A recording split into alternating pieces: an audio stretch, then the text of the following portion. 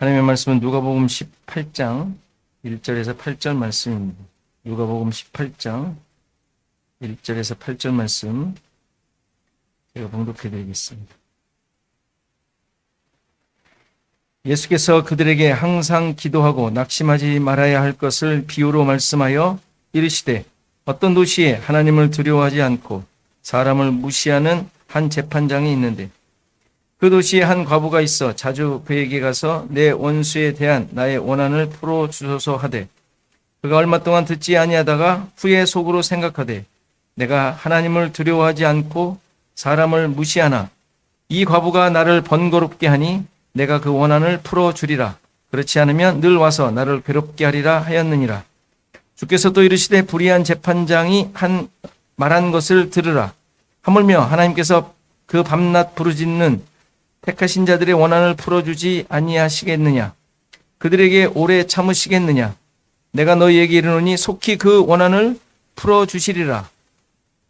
그러나 인자가 올 때 세상에서 믿음을 보겠느냐 하시니라. 아멘.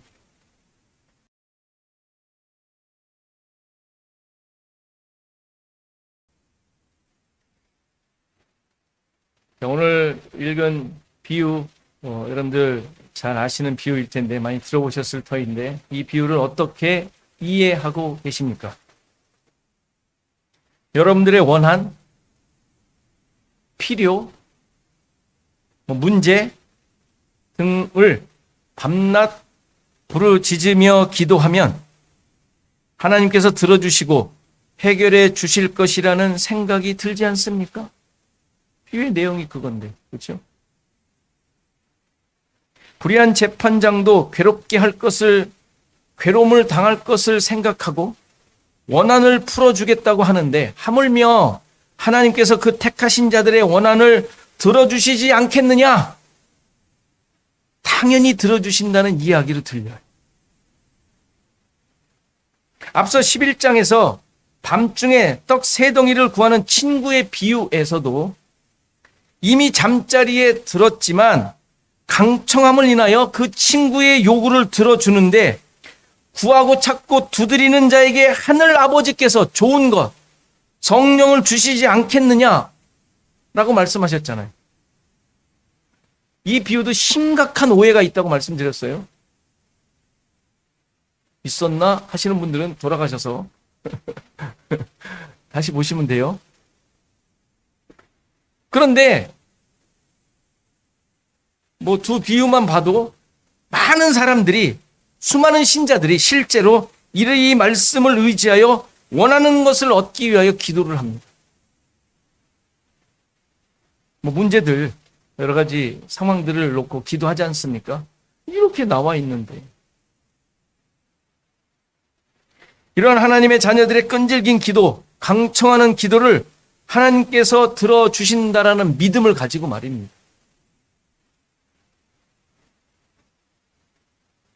정말 하나님께서 그러한 기도를 들어주실까요? 들어주시겠죠. 그렇죠? 들어주세요. 들으시겠죠. 근데 이루어 주실까요? 그건 또 다른 문제죠. 여러분들도 이런 믿음을 가지고 기도하신 적 많으실 것입니다. 그렇죠? 많지 않습니까? 이런 믿음이 있으니까 기도하는 거예요? 기도해야만 하니까 기도하는 거예요?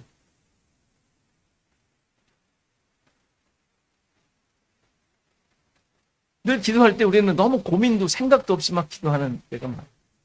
그렇죠? 기도가 도대체 뭔지 기도에 대한 좀 주제를 가지고 얘기할 필요도 있는데, 설교할 필요도 있는데, 어쨌건 기도 그러면 하나님께 우리의 모든 것을 아뢰는 거, 또 대화라고도 얘기하니까 어쨌건 하나님과의 대화란 말, 하나님께 이 얘기를 한단 말. 근데 기도하는 게 전부 믿음을 가지고, 어떤 믿음? 들어주실 것이라는.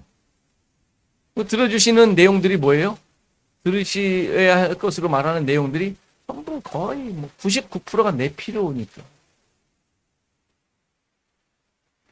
그러나 이렇게 강청, 아주 그냥 끈질긴, 그리고 매일 하는 이 기도가 양이나 세기로 하나님의 응답이 결정될 수는 없지 않습니다. 세게 하면 듣고 약하면 안 듣고 하다 말면 안 듣고 끝까지 그냥 그릇이 차야 된다고 하니까 그 그릇에 차는 그 그릇이 도대체 언제 채워지는지 모르겠지만 그 그릇 모르겠어요. 내 그릇이 얼마나 큰지 얼마나 작은지 아무튼 채워야 된다고 하니까 그 양을 채우려고 기도하는 경우도 있지 않습니까? 근데 양과 세기로 하나님의 응답이 결정돼요? 말이 안 되잖아요. 오늘 읽은 이 비유가 물론 기도에 대한 비유인 것은 맞습니다. 그러나 내가 원하는 것을 얻어내는 본문의 표현대로 원한을 풀기 위해 하나님께 부르짖어 기도하라는 내용은 당연히 아니에요. 우리가 이 내용을 좀 파악하기 위해 전후 문맥을 파악할 필요가 있죠. 원래 성경에는 장절이 없죠. 아시죠? 문맥은 장이니까 뭐 따로 시작된다라는 것으로 생각하시면 안 돼요. 우리가 편리를 위해서 장절을 나눈 거니까. 그러니까 앞에 어떤 문맥 속에서 이것이 나왔고 그 다음에 어떻게 이어지고 있는가를 당연히 살펴야겠죠. 앞부분 17장은 이 땅에 임한 하나님 나라에서 일어나는 일들에 대한 이야기예요. 하나님 나라에서 일어나는 하나님 백성들에게 일어나는 일들이죠. 이 땅에서 일어나는. 그래서 용서가 있고 믿음도 있고 순종, 종말의 때 하나님의 심판 등이 서술되고 있어요. 앞에. 그리고 오늘 비유 다음에 18장에서는 바리새인과 세리의 기도를 비교하면서 의롭다 하심을 얻는 자에 대한 이야기가 나오고 어린아이, 부자 청년, 구걸하던 맹인을 통하여 하나님 나라에 적합한 자가 누구인지 어떤 자인지에 대해 서술하고 있습니다. 다시 말해서 이 비유를 중심으로 위아래가 다 하나님 나라에 대한 내용으로 되어 있어요. 하나님 나라에 대한. 그런데 그 사이에 있는 비유가 원하는 것 있으면 하나님께서 귀찮을 정도로 기도해라. 그러면 얻을 것이라는 그런 이야기를 그 사이에 쓸 리가 없지 않습니까? 그렇지 않겠어요?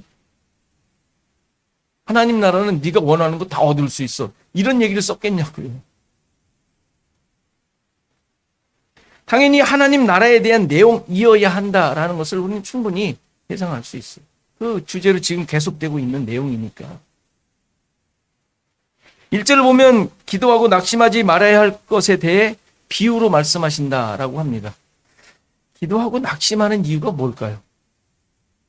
왜 낙심을 하죠? 기도했으면 된 거 아니에요? 왜 낙심해요? 내 소원을 안 했습니다. 그러니까 내 기준으로 기도한 거라는 증거잖아요. 내가 원하는 결과가 만들어지지 않을지 않을까? 근심 걱정. 기도하고 근심 걱정을 해. 말이 안 되는 것이죠. 근데 다 그렇게 합니다. 그렇죠? 그러니까 내가 기준이 된 기도였다라는 증거죠. 그런데 이 비유를 함으로써 그 사실을 깨뜨리는 거예요. 그게 아니다. 그런 게 기도가 아니다. 아나무인의 재판관이 나오고 아무도 두려워하지 않는 그에게 원수에 대한 원한을 풀어달라고 조르는 과부가 나와요. 여기서 원수라는 단어는 우리가 그냥 원수 그러니까 원수 생각하면 누가 생각나요? 누구 생각나요? 생각 안 나세요? 있잖아요. 아무튼 여러분들의 원수. 뭐 정치적으로 하면 뭐 그냥 뭐 북한 뭐 생각할 수도 있겠고 아니면 뭐 무슨 타종교 뭐 생각할 수 있고 뭐 생각할 사람 트럼프? 뭐 아무튼 여러분들 생각하기 나름이잖아요. 가입마다 막 다 다를 거 아닙니까? 원수. 그런 원수가 아니에요. 지금 여기서 그냥 번역하고 나니까 원수라고 그렇게 되는데 원래 단어의 의미는 공의를 반대하는 자, 대항하는 자, 대적자를 의미합니다.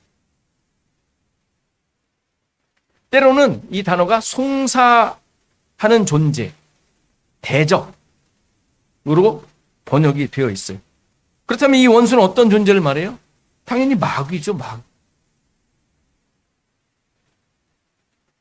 그러나 고발하며 하나님의 공의에 대해 대적하는 것이니까, 의미니까 율법으로 이해할 수도 있어요. 율법은 항상 인간을 죄인이라고 고발을 해요. 율법은. 그렇죠? 율법은 율법의 목적이고 율법은 주신 이유니까. 율법은 인간을 죄인으로 고발을 합니다. 그렇죠? 이 과부는 이러한 율법의 정죄에 대해 괴로움을 표현하고 있는 거예요. 자기를 계속 공의를 가지고 대적을 한답니다. 너 죄인이야. 계속 공격하는 거죠. 그리고 원한을 풀다라는 단어는 공의를 밖으로 드러내다라는 의미의 단어. 따라서 과부가 원수에 대한 원한을 풀어달라는 것은 공의를 반대하며 적대하는 존재로부터 고난을 겪고 있는데, 자꾸 정죄함을 받고 있는데, 이 공의를 풀어달라, 드러내달라라고 부탁하고 있는 거예요.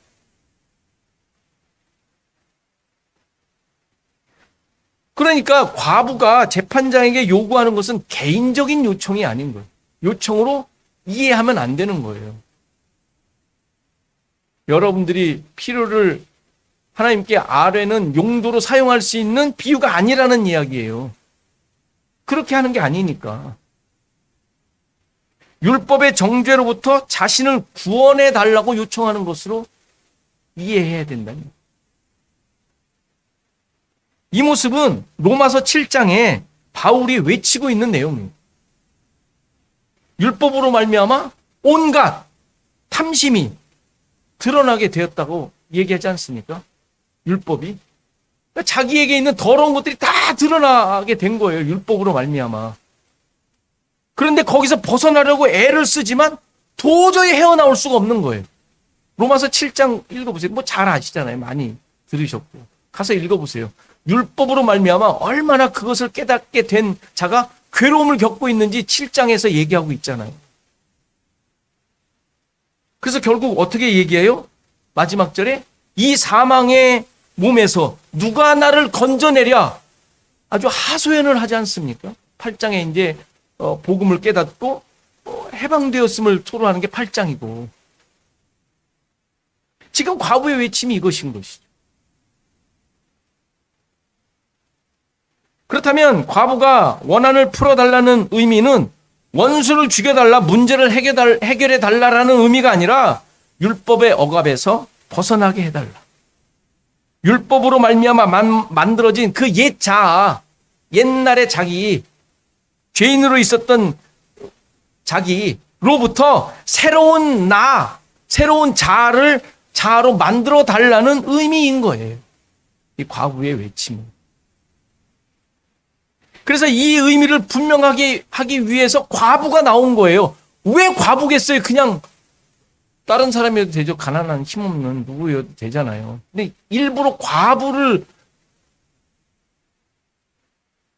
혼자 사시는 과부가 아니라 과부를 등장시키는 거예요. 과부는 누구죠? 물리적으로 남편이 없는 자예요. 남편이 없는 자. 좀 더 나아가서 새로운 남편이 필요한 자. 성경에서 여자는 누구이고 남편은 누구죠? 그렇죠? 그럼 옛 남편은 누구예요?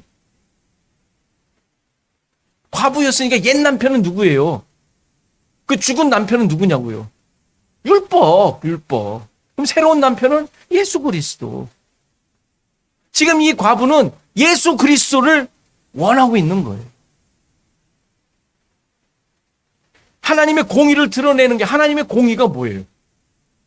예수 그리스도로 말미암아 주어지는 은혜잖아요. 십자가, 좀 더 한 단어로 말하면. 그러니까 공의를 드러내달라고 얘기하는 것은, 원한을 풀어달라는 게 공의를 드러내달라는 의미라 그랬어요. 그 공의를 드러내달라는 의미는 예수 그리스도와 연합한 존재로 자기를 만들어달라고 요청합니다. 나 스스로 나를 만들어가며 살던 존재, 율법적 존재, 그것이 계속 발각되고 있잖아요. 깨닫게 된 거잖아요. 과부니까.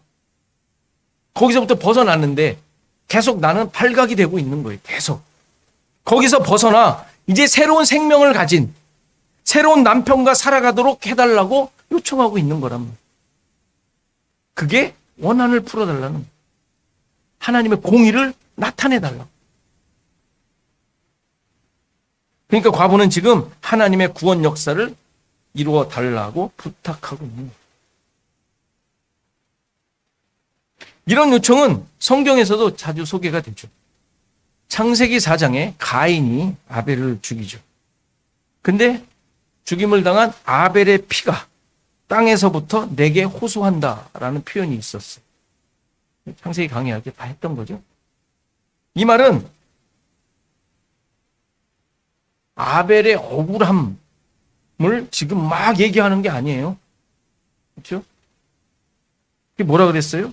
아벨의 핏소리가 땅에서부터 내게 호소한다는 의미가 뭐라 그랬어요? 다 잊어버리셨죠? 나눠드린 거 다시 읽으세요. 그의 피를 통해 가인으로 하여금 죄를 드러내고 회개를 하도록 호소한다는 내용이었어요. 그러니까 구원을 선포하는 거예요. 지금 피가 땅에서 호소한다는, 구원을 선포하고 있는 거예요. 가인으로 하여금 깨닫도록 가인을 향한 하나님의 구원 역사를 보여주시는 거예요. 그게 아벨의 피인 거예요. 그게 아벨의 피. 억울함을 토로하며 원한을 갚아달라는 말이 아닌 거예요. 계시록에 보면 그와 비슷한 이야기가 또 나옵니다. 계시록 6장 또 보면 9절을 보면 다섯째 인을 떼실 때에 내가 보니 하나님의 말씀과 그들이 가진 증거로 말미암아 죽임을 당한 영혼들이 제단 아래에 있어 큰 소리로 불러 이르되 거룩하고 참되신 대주제여 땅에 거하는 자들을 심판하여 우리 피를 갚아주지 아니하시기를 어느 때까지 하시려 하나이까 하니. 비슷하죠? 우리 죽었잖아요 지금. 그런데 그 사람들을 심판하여서 우리 피를 좀 갚아주세요 라고 말하고 있지 않습니까? 각각 그들에게 흰 두루마기를 주시며 이르되 아직 잠시 동안 쉬되 그들의 동무 종들과 형제들도 자기처럼 죽임을 당하여 그 수가 차기까지 하라 하시더라. 지금 이거 순교자들의 이야기 아닙니까? 예수 그리스도로 말미암아 복음으로 말미암아 그의 증인으로 말미암아 증인됨으로 말미암아 죽은 자들, 그들이 지금 신원하고 있어요. 왜 우리 죽인 자들을 그대로 놔두십니까? 언제까지 그러실 겁니까? 뭐 이거 세상에서 일어나고 있는 기독교인들 학살 지금 많이 당하고 있지 않습니까? 뭐 그 충분히 그럴 만하지 않아요? 여러분들, 그 사람들을 죽이는 게 아니라 그 사람들을 죽이는 사람을 죽여야 되지 않아요? 안 그래요? 우리 기도가 그렇게 가야 되겠어요? 그 사람들을 죽이는 게 여러분들의 기도로 죽여져요? 그럼 여러분들 이상한 짓 하고 있는 거예요.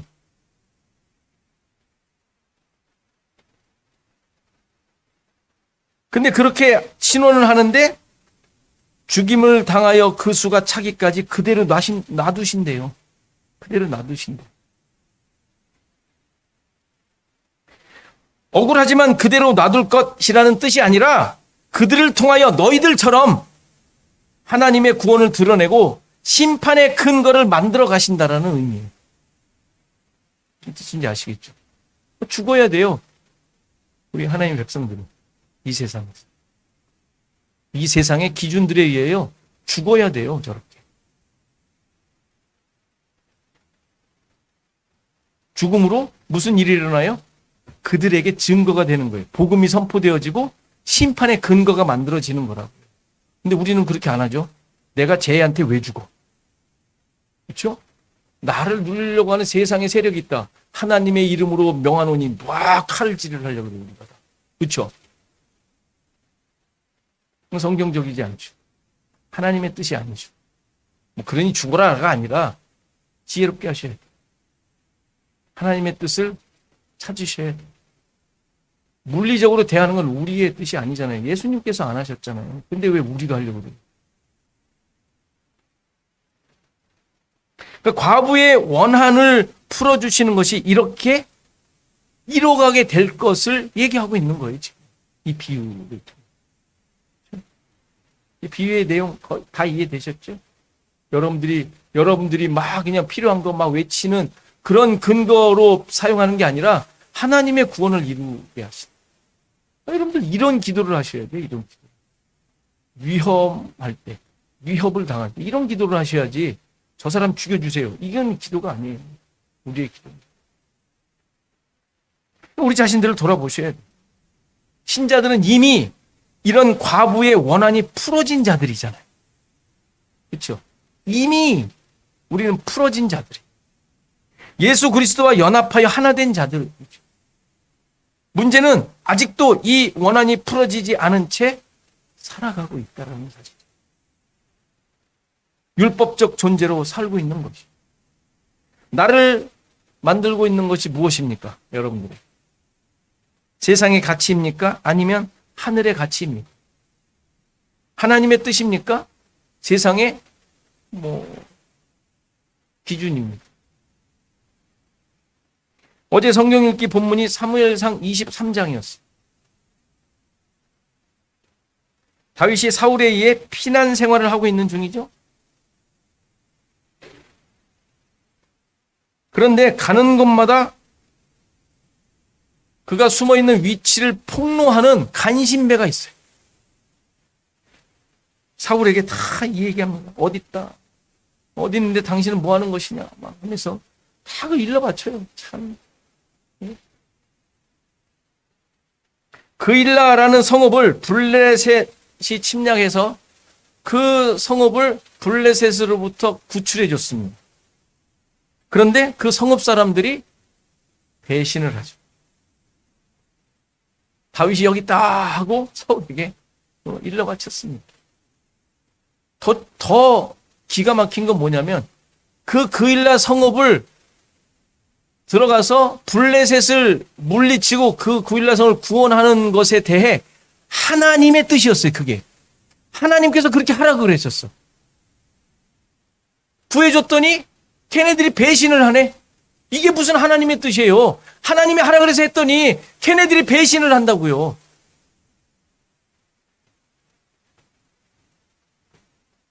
하나님의 뜻이면 걔네들이 꼼짝없이 있어야 되잖아요. 왕으로 추앙은 안 받아도 그래도 무사히 잘 숨어 있을 동안 어느 때까지 있을 수 있을 동안 보호해 줘야 되지 않아요? 그래야 하나님의 뜻이라고 믿을만 하잖아요. 그렇지, 하나님께서 해주는 대로 했더니 잘 되더라. 이런 말을 좀 할 수 있어야 되지 않겠어요? 여러분들의 삶에. 그렇지 않아요? 그런데 또다시 피난을 하게 되는 상황이 펼쳐져요. 구해줬더니 이런 배은망덕이 어디 있어요? 이게 무슨 뜻이라고 그랬어요? 어느 누구도 어떤 상황도 다윗의 의지가 되지 못하게 하시는 거예요. 오직 하나님만이 그의 의지이시며 인도자이심을 경험하고 고백하도록 하는 상황입니다. 오직 하나님만이 다윗을 만드는 자이지 다윗이 어떤 도움으로 만들어지는 존재이면 안 되는 거예요.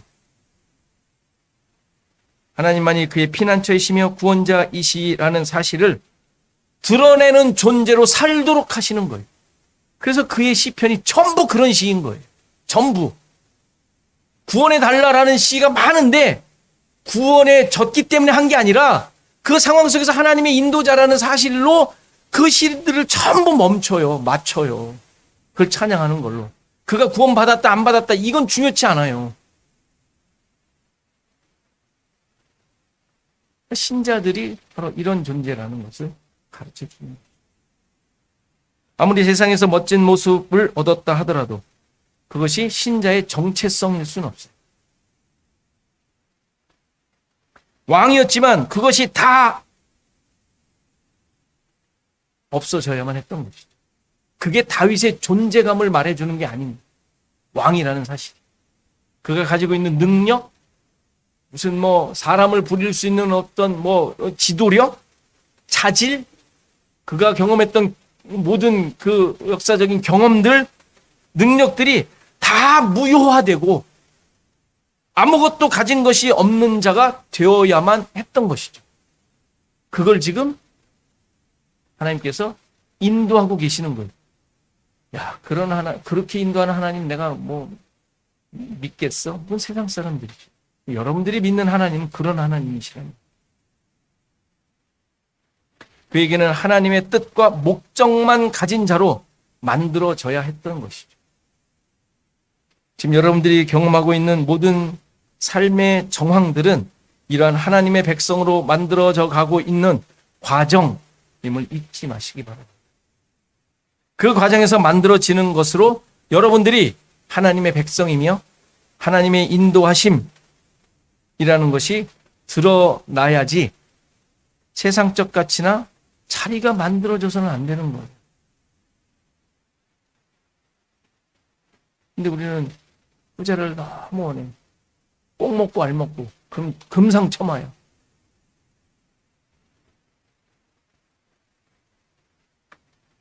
그래서 오늘 본문 8절에 이런 말씀이 붙어 있는 거예요. 인자가 올 때 세상에서 믿음을 보겠느냐 물으시는 것이죠. 뭐 갑자기 이 얘기가 나와요? 기도 얘기 나오다가 응답해 주신다고 했다가 응답해 주시면 끝난 거 아니에요? 응답해 주시겠다고 다 나왔는데 택하신 자의 원한을 안 풀어주겠냐? 무조건 해준다. 그냥 당장 해준다. 그래 놓고 갑자기 분위기가 확 바뀌어요. 인자가 올 때 믿음을 보겠느냐? 무슨 말이에요? 믿음을 볼 수가 없다는 얘기잖아요. 지금 이 말은 보겠느냐? 왜 그 얘기가 갑자기 나오죠? 그게 얘기가 아닌 거죠.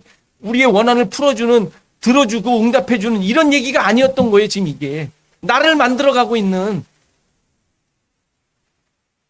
우리를 하나님의 백성으로 만들어 가시고 계시는, 구원하시는 하나님에 대한 이야기니까 믿음을 보겠느냐 물어보는 거예요.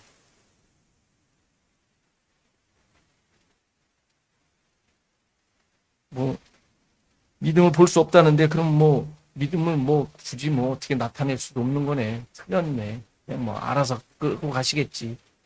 이렇게 자포자기식의 아주 힘없는 이야기를 하는 게 아니라 그러니까 돌아보라는 거예요. 그러니까 내가 뭘 목적하고 있는지, 뭘 쫓아가고 있는지 보라는 거예요. 너 지금 믿음이 있어?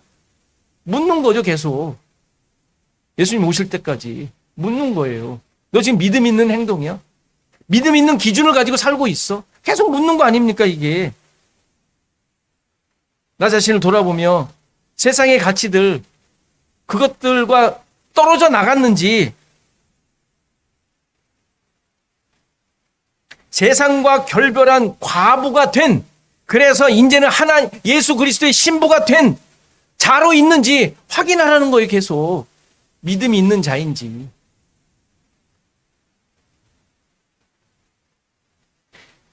그래야 다음 단락에 나오는 세리의 기도를 할 수 있는 거예요. 그 다음 단락에 바리새인과 세리의 기도 이야기가 나오잖아요. 그 얘기가 갑자기 또 왜 나오겠어요? 어떻게 기도합니까, 세리가? 여러분들, 멀리 서서 감히 눈을 들어 하늘을 바라보지도 못하고 그렇게 표현을 해요, 거기에. 다만 가슴을 치며. 여러분, 그 당시에 세리가 어떤 존재였어요? 많은 사람들이 욕하지만 나름 사회적 지위와 자리가 있는 사람이에요. 유대인들로부터는 욕을 먹었을지 모르지만, 그렇죠? 공무원이에요, 공무원. 꽤 괜찮은 공무원.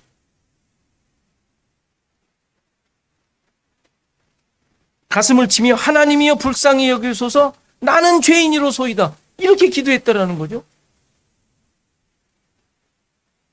여러분들, 사회적 지위가 괜찮은 사람이 이런 얘기할 수 있겠어요?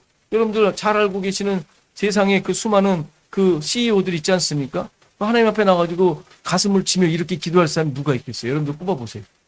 지금 보여지는 그 모습까지 절대 못할 것 같습니다. 하나님께서 하시면 하시겠지만 우리가 보는 겉으로 볼 때 그 사람들의 모습을 보면 절대 못할 것 같아요. 뭐 하나 이렇게 뭐 하나 달고 있으면 절대 못할 것 같지 않습니다. 그런데 세리가 이렇게 기도합니다. 왜 그렇게 할 수 있어요? 과부가 된 자니까. 예수 그리스도의 신부가 된 자니까. 그게 확인되지 않으면 아무것도 할 수 없어요.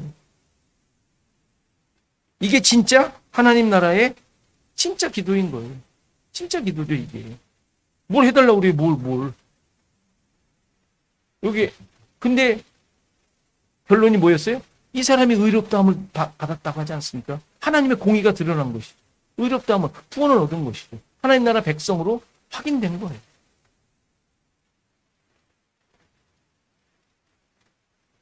잘나면 결코 이런 기도 할 수 없어요. 불쌍하지 않은데 가슴 칠 일이 있겠어요? 응? 자기 스스로. 자기가 얼마나 불쌍한 존재인지. 응? 얼마나 불쌍하고 고개 들 수 없는 존재인지 확인하셔야 돼요. 그것이 나의 정체성, 그리스도인들의 정체성입니다. 다윗이 얼마나, 다윗이 이게 밧세바 사건 이후지 않습니까? 사건 이후에 사람이 이렇게 돼요. 대항하지 않습니다. 할 수가 없죠. 어떤 기운과 어떤 기준을 가지고 대항을 하겠어요. 억울한 것 같아도 억울하다고 생각지 않는 거. 다윗을 보면 참 바보같이 살지 않습니까? 이래야 가슴을 칠 수 있고 하나님 앞에 불쌍히 여겨달라는 기도를 할 수 있는 거예요.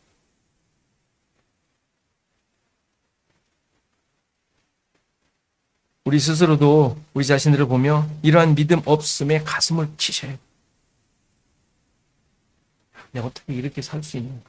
너무 뻔뻔하다. 치셔야 돼요. 맨날 치라는 게 아니라 기도하는 시간에 남 앞에서 치면 좀 그러니까 혼자 있을 때 치세요.